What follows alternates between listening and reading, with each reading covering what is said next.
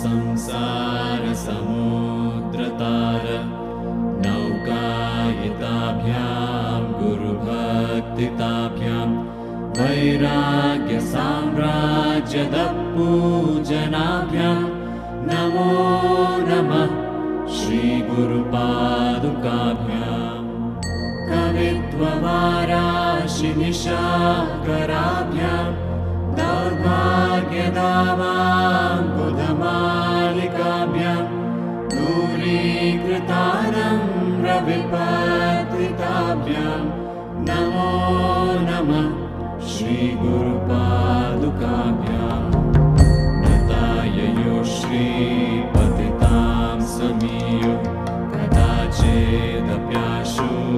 दरिद्रवर्या मूकाश्च वाचस्पतितां हिताभ्यां नमो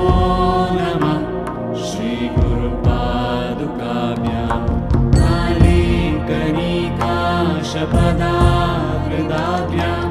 नानाविमोहादिनिवारिकाभ्यां नमज्जनाभीष्टगतिप्रदाभ्यां नमो नमः श्रीगुरुपादुकाभ्याम्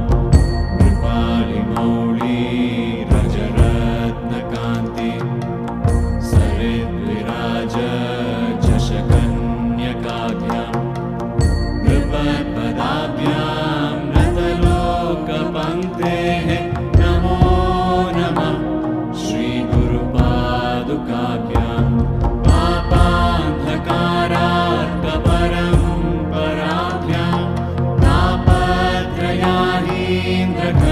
तापत्रयाहीन्द्रखगेश्वराभ्यां